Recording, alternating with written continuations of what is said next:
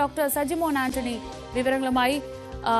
Good morning doctor Sajimon Antony. ഏറ്റവും പ്രധാനപ്പെട്ട കാര്യം, എപ്പോഴും നമ്മൾ പ്രതീക്ഷിക്കുന്ന ഒരു കാര്യമാണ്, ട്രംപ് ഇങ്ങനെ എന്തൊക്കെ ചെയ്താലും അവസാനം അത് സെനറ്റിന്റെയും ഫെഡറൽ കോടതിയുടെയൊക്കെ മുന്നിലേക്ക് എത്തുമെന്നൊരു കാര്യം നമ്മൾ എപ്പോഴും പറയാറുണ്ട്. ഇപ്പോൾ ഫെഡറൽ കോടതിയുടെ ഭാഗത്ത് നിന്ന് ഈ അധികാര പരിധി ലംഘിച്ചാണ് ട്രംപ് ഇത്തരം തീരുമാനങ്ങൾ എടുത്തത് എന്ന ഒരു ഉത്തരവ് വരുമ്പോൾ, തീരുവ അടിച്ചേൽപ്പിച്ചത് വിലക്കുമ്പോൾ അത് എത്രത്തോളം ഇമ്പാക്ട് ഉണ്ടാക്കുന്നതാണ്? തീർച്ചയായിട്ടും ഇതൊരു ഇമ്പാക്ട് ഉണ്ട്. ഡൊണാൾഡ് ട്രംപ് 47ാമത്തെ പ്രസിഡന്റ് ആയിട്ട് അമേരിക്കയിലെ ജനുവരി 20 വന്നതിന് ശേഷം ഏറ്റവും കൂടുതൽ ഗൂഗിളിൽ സെർച്ച് ചെയ്ത് യൂട്യൂബ് ആണെങ്കിൽ ഏറ്റവും ലോകരാഷ്ട്രങ്ങൾ പ്രതിപാദിച്ച ഒരു വിഷയം, അല്ലെ നമ്മളാണെങ്കിലും ചർച്ചകളിൽ പ്രതിപാദിച്ച വിഷയം ഏതാണെന്ന് ചോദിച്ചത് ടാരിഫാണ്. അപ്പൊ ഇവിടെ അങ്ങോട്ട് തിരിഞ്ഞാലും ഇങ്ങോട്ട് തിരിഞ്ഞാലും ടാരിഫ് ടാരിഫ് ടാരിഫ് എന്നുള്ളൊരു വേർഡായിരുന്നു കേട്ടുകൊണ്ടിരുന്നത്. അപ്പൊ ഏകദേശം ഇന്ന് ഈ ജനുവരി 20 തൊട്ട് ഇന്ന് മെയ് 27 വരെ ഈ ഒരു 3 മാസം കൊണ്ട്, 4 മാസം കൊണ്ടിട്ട് ബൈഡൻ അഡ്മിനിസ്ട്രേഷൻ 4 വർഷം കൊണ്ട് എന്തുമാത്രം എക്സിക്യൂട്ടീവ് ഓർഡേഴ്സ് ഇട്ടോ അതിനേക്കാളും കൂടുതൽ, ഏകദേശം 160-ലധികം എക്സിക്യൂട്ടീവ് ഓർഡേഴ്സ് ആണ് ട്രംപ് അഡ്മിനിസ്ട്രേഷൻ ഇതുവരെ ഇട്ടിരിക്കുന്നത്. ഇന്നത്തെ ഈ ഒരു ഫെഡറൽ കോർട്ടിന്റെ വിധി മാൻഹാട്ടനിൽ നിന്നാണ്. അതൊരു സുപ്രധാനമായ ഒരു വഴിത്തിരിവിലേക്കാണ് വരുന്നത്. കാരണം എന്താണെന്ന് ചോദിച്ചു കഴിഞ്ഞാൽ, ഇത് തുടക്കം മുതലേ ഈ ടാരിഫ് പ്രതികൂലികൾ, പ്രത്യേകിച്ച് ഡെമോക്രാറ്റ്സുകളും മറ്റ് ആൾക്കാരും പറയുന്ന ഒരു നിയമവിദഗ്ധരും പറയുന്ന ഒരു കാര്യമുണ്ടായിരുന്നു. ടാരിഫ് എന്നുള്ളത് പ്രസിഡന്റിന്റെ അധികാര പരിധിയിൽ എക്സ്ക്ലൂസീവ്ലി വരുന്ന ഒരു കാര്യമല്ല, അതൊരു എക്സിക്യൂട്ടീവ് ഓർഡറിൽ കൊണ്ട് മാത്രം ചെയ്യാൻ പറ്റുന്ന കാര്യമല്ല. അത് US കോൺഗ്രസിന്റെ പരിധിയിൽ വരുന്നതാണ്. ഹിസ്റ്റോറിക്കലി ഇതിനു മുമ്പുള്ള ടാരിഫ് ട്രേഡ് റിലേറ്റഡ് കാര്യങ്ങളൊക്കെ US കോൺഗ്രസിന്റെ പെർമിഷനോട് കൂടി അവിടെ ചർച്ച നടന്നതിന് ശേഷം എടുത്ത തീരുമാനങ്ങളായിരുന്നു, അല്ലാണ്ട് പ്രസിഡന്റിന്റെ യൂണിയൻ ആയിട്ടുള്ള എക്സിക്യൂട്ടീവ് ഓർഡറിൽ അല്ലായിരുന്നു എന്നുള്ളതായിരുന്നു ഒരു വാഗ്വാദം. അപ്പൊ അതിനെ ട്രംപ് അഡ്മിനിസ്ട്രേഷൻ എപ്പോഴും പറഞ്ഞുകൊണ്ടിരുന്നത് ഇത് രാജ്യസുരക്ഷയെ ബാധിക്കുന്ന ഒരു കേസാണ്, ഇതൊരു നാഷണൽ എമർജൻസിയുടെ പാർട്ടായിട്ടാണ്. അപ്പൊ അതുകൊണ്ടിട്ട് ആ ഒരു കാരണം കൊണ്ടിട്ട് പ്രസിഡന്റിന് ഈ ഒരു എക്സിക്യൂട്ടീവ് ഓർഡർ ചെയ്യാനുള്ള റൈറ്റ് ഉണ്ട് എന്നുള്ള ഒരു ട്രാക്കിലായിരുന്നു പോയിരുന്നത്. അപ്പൊ ആ ഒരു ട്രാക്കിന് ഒരു വിലങ്ങാണ് ഇപ്പൊ വന്നിരിക്കുന്നത് ഈ ഫെഡറൽ കോർട്ടിന്റെ അത്. അപ്പം അതോടൊപ്പം പറയേണ്ട കാര്യം ഒരു സുപ്രധാന വഴിപ്പാണ്, എന്നാൽ ഒരു സുപ്രധാന വിധിയല്ല എന്ന് നമുക്ക് കാണാൻ പറ്റും. കാരണം എന്താണെന്ന് ചോദിച്ചു കഴിഞ്ഞാൽ, ഇത് വളരെ ലോവർ റേഞ്ചിലുള്ള ഒരു കോർട്ടാണ് ഈ ഓർഡർ ഇട്ടിരിക്കുന്നത്. 3 ജഡ്ജിമാരുടെ ഐകകണ്ഠ്യേന തീരുമാനമായത്, പ്രത്യേകിച്ചും ഒരു ഇന്റർനാഷണൽ ട്രേഡ് റിലേഷൻസുമായിട്ട് ബന്ധപ്പെട്ട ഒരു കോർട്ടാണ് ഇത്. അതുകൊണ്ട് തന്നെ വിതിൻ മണിക്കൂറുകൾക്കകം ട്രംപ് അഡ്മിനിസ്ട്രേഷൻ ഇതിനെതിരെ അപ്പീൽ കൊടുത്തിട്ടുണ്ട്. അപ്പം അതിന്റെ ഒരു അർത്ഥം എന്താണെന്ന് ചോദിച്ചു കഴിഞ്ഞാൽ, വരും ദിവസങ്ങളിൽ ഇതൊരു വളരെ നിർണായകമായ ടോപ്പിക്കായിട്ട് കോർട്ടിൽ ഡിബേറ്റ് ചെയ്യപ്പെടേണ്ട ഒരു ടോപ്പിക്കിലേക്കായിട്ട് മാറുകയാണ് ചെയ്തത്. ഇതുവരെ ഇതിനൊരു ചലഞ്ച് വന്നിട്ടില്ലായിരുന്നു. അപ്പൊ ആ ചലഞ്ച് വന്നു. അതോടൊപ്പം തന്നെ 12 തൊട്ട് 15ഓളം ഡെമോക്രാറ്റിക് ഭരിക്കുന്ന സ്റ്റേറ്റുകളും ഇതുപോലെ തന്നെ പല കോർട്ടുകളിലും കേസുകളിൽ ഫയൽ ചെയ്തിട്ടുണ്ട്. അപ്പൊ അതിന്റെ വിധിയും ഇനി ഒന്നായിട്ട് വരാനിരിക്കുകയാണ്. ഏതായാലും ഇതൊരു US സുപ്രീം കോർട്ടിലേക്കാണ് പോകുന്നത്. ഇതിന്റെ അന്തിമ തീരുമാനം എടുക്കുന്നത് US സുപ്രീം കോർട്ടിലായിരിക്കും എന്നുള്ള കാര്യത്തിൽ സംശയമില്ല.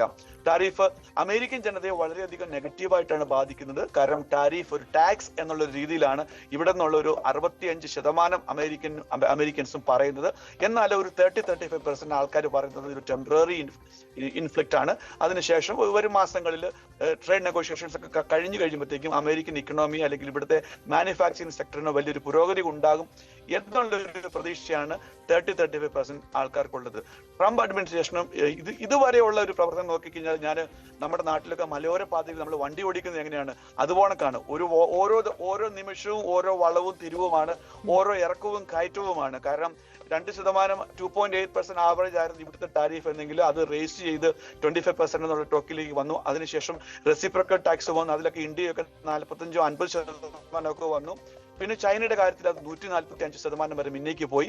അതിനുശേഷം അത് വിഡ്രോ ചെയ്ത് അല്ലെങ്കിൽ പുറകോട്ട് റിട്രീറ്റ് ചെയ്തുകൊണ്ട് 80%, ഇപ്പോൾ അത് 45% കിടക്കുന്നു. ഇടയ്ക്ക് യൂറോപ്യൻ യൂണിയനായിട്ട് 50% പറഞ്ഞു. അതിനുശേഷം 25%ലേക്ക് വന്നു. പിന്നെ അത് ക്യാൻസൽ ആക്കി പോസ്റ്റ് ചെയ്തു 90 ഡേയ്സിലേക്ക്.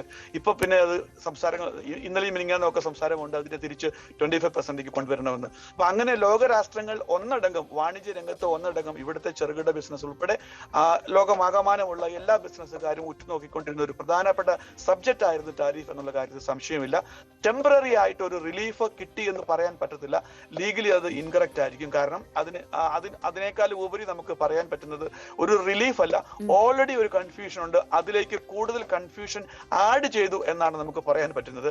കാരണം വരും ദിവസങ്ങളിൽ നമ്മൾ ശ്രദ്ധിക്കേണ്ട ഒരു കാര്യം, ഈ ടാരിഫ് ഉൾപ്പെടെയുള്ള കാര്യങ്ങളിൽ ട്രംപിന്റെ വിമർശകനായിരുന്ന ഇലോൺ മസ്ക് എല്ലാ കാര്യങ്ങളിലും ഒരു ചെലവ് നിയന്ത്രണമൊക്കെ കൊണ്ടുവരാൻ വേണ്ടിയാണ് ഡോജ് ഉണ്ടാക്കിയതും ഡോജിലേക്ക് ഇലോൺ മസ്ക് വരുന്നതുമൊക്കെ. ആ ടീം ട്രംപിൽ നിന്ന് ഇലോൺ മസ്ക് ഇറങ്ങുകയാണ്. കാലാവധി തീർന്നു എന്ന് ഔദ്യോഗികമായി പറയുന്നുണ്ടെങ്കിലും ട്രംപുമായി ഇങ്ങനെ യോജിച്ചു പോകാൻ കഴിയില്ല എന്ന് ഏതാണ്ട് ബോധ്യപ്പെട്ട ഒരു സാഹചര്യത്തിലുള്ള ഇറക്കമായി വേണ്ട അതിനെ കാണാൻ.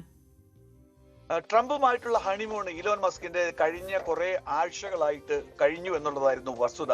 അത് എങ്ങനെ ഒരു ഡിഗ്നിഫൈഡ് എക്സിറ്റിലേക്ക് വരും എന്നുള്ളതായിരുന്നു ഞങ്ങൾ ഓരോരുത്തരും ആകാംക്ഷയോടെ നോക്കിക്കണ്ടിരുന്നത്.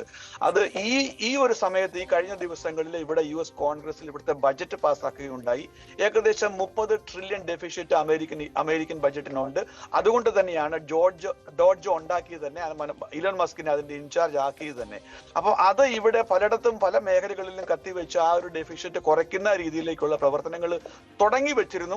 എന്നാൽ നമുക്ക് എടുത്തു പറയേണ്ട ഒരു വസ്തുത, ആ കട്ടുകളൊന്നും ബില്യൺസോ ട്രില്യൺസോ ഒന്നും അല്ലായിരുന്നു, മില്യൺസ് മാത്രമേ ഉള്ളായിരുന്നു എന്നുള്ളത് നമുക്ക് അറിയാൻ പറ്റും. എന്നാൽ എന്തെങ്കിലും ചെയ്തു എന്നുള്ള ഒരു പേരുണ്ടായിരുന്നു. എന്നാൽ അതിന് ടോട്ടലി വിപരീതമായിട്ടാണ്, അല്ലെങ്കിൽ ഒരു ഇരട്ടത്താപ്പ് നയം തന്നെ പറയാൻ പറ്റും, പോളിസിയുടെ കാര്യത്തിൽ ട്രംപ് എടുത്തത്. കാരണം ആ ബഡ്ജറ്റ് പാസ്സാക്കിയതിനകത്ത് 30 ട്രില്യന് 33.5, അതായത് 3.5 ട്രില്യനും കൂടെ ഡെഫിഷ്യറ്റ് കൂട്ടത്തക്ക രീതിയിലുള്ള ഒരു ബജറ്റാണ് US കോൺഗ്രസിൽ ഇപ്പൊ പാസ്സാക്കി വെച്ചിരിക്കുന്നത്. ഇനി വരും ദിവസങ്ങളിൽ സെനറ്റിലൂടെ പാസ്സാക്കി കഴിഞ്ഞാൽ, ആ ഒരു രൂപത്തിലും ഭാവത്തിലും പാസ്സാക്കി കഴിഞ്ഞു കഴിഞ്ഞാൽ അമേരിക്കൻ ഇക്കണോമി അല്ലെങ്കിൽ അമേരിക്കൻ ട്രേഡ് ഡെഫിഷ്യൻസി 30 ട്രില്യനിൽ നിന്നും 33.5 ട്രില്യനിലേക്ക് ഉയരുകയാണ്. അപ്പൊ ഈ ഒരു കാര്യത്തിൽ മസ്ക് അത് പബ്ലിക്കലി തന്നെ എക്സിൽ കുറിച്ചു. ഇതൊരു ശരിയായ പോളിസി അല്ല, ഈ അഡ്മിനിസ്ട്രേഷന്റെ പോക്ക് ശരിയല്ല എന്നുള്ള കാര്യത്തിൽ പറയുകയും അതോടൊപ്പം അദ്ദേഹം ഈ ഒരു അഡ്മിനിസ്ട്രേഷൻ വിഡ്രോ ചെയ്യുകയും ചെയ്യുന്നതാണ് ഇപ്പൊ നമ്മൾ കാണുന്നത്. അപ്പൊ ഇതൊക്കെ ട്രംപിനെ ചെറിയ തോതിൽ ഒരു പ്രതിസന്ധിയിലേക്കാണ് കൊണ്ടുവരുന്നത് എന്ന് ചോദിച്ചു കഴിഞ്ഞാൽ സംശയമില്ല. എന്നാൽ ഇലോൺ മസ്കിന്റെ കാര്യത്തിൽ വേറൊരു കാര്യം കൂടെ പറയേണ്ടിയിരിക്കുന്നു. 2016 ട്രംപ് അഡ്മിനിസ്ട്രേഷൻ വന്നപ്പോൾ ഇലോൺ മസ്കിനെ പോലെ തന്നെ വളരെ പ്രാഗൽഭ്യരായിട്ടുള്ള പ്രൈവറ്റ് ഇക്കണോമിയിൽ അല്ലെങ്കിൽ പ്രൈവറ്റ് ബിസിനസ്സിലുള്ള ലീഡേഴ്സിനെയൊക്കെ കൊണ്ടുവന്നിരുന്നു. ആ ഹണിമൂണൊക്കെ 3 മാസമോ 6 മാസമോ ഒക്കെ ഉണ്ടായിരുന്നുള്ളൂ. അതിനുശേഷം ആ ഹണിമൂൺ തീരുന്നതാണ് നമ്മൾ കണ്ടത്. അപ്പോൾ അതേ ഒരു ട്രാക്കിലേക്കാണ് ഈ ഒരു പോയിന്റിൽ പോകുന്നത്. കാരണം ട്രംപിന്റെ കൂടെ കട്ടയ്ക്ക് നിൽക്കുന്ന ചില ലീഡിംഗ് ബിസിനസ് മാഗ്നറ്റുകൾ, ഇലോൺ മസ്ക് മാത്രമല്ല, ഇലോൺ മസ്കിനെ പോലെയുള്ള മറ്റു ചില സീനിയർ അഡ്വൈസേഴ്സും ഈ ടാരിഫിന്റെ കാര്യത്തിൽ ഒരു പരിധി വരെ ട്രംപിനെ സപ്പോർട്ട് ചെയ്താലും ഇപ്പോൾ വന്നിരിക്കുന്ന ഈ ഫെഡറൽ ഡെഫിഷ്യറ്റിന്റെ കാര്യത്തിനകത്ത് അവർ സപ്പോർട്ട് ചെയ്തില്ല. കാരണം ഈ പോളിസികൾ കോൺട്രഡിക്ടറി ആണ് എന്നുള്ളതാണ് അവരുടെയും അഭിപ്രായം. ഡോക്ടർ സജിമോൻ ആന്റണി ഇത്ര വിശദമായ കാര്യങ്ങൾ പറഞ്ഞു തന്നതിന്. ഇന്ന് 2 പ്രധാനപ്പെട്ട സംഭവ വികാസങ്ങളാണ് അമേരിക്കയിലുള്ളത്. ഒന്ന്, ഫെഡറൽ കോടതിയുടെ വിമർശനമാണ്. അതൊരു ലീഗൽ ബാറ്റിലേക്ക് പോകുന്നു എന്ന് നമുക്ക് മനസ്സിലാക്കാം. ഒപ്പം ഡോജിൽ നിന്നും ഇറങ്ങുകയാണ് ഇലോൺ മസ്ക്. ഇനി ട്രംപിന്റെ ഒപ്പം ഇലോൺ മസ്ക് ഇല്ല ആ ഭരണ ടീമിൽ എന്നതാണ് വസ്തുത.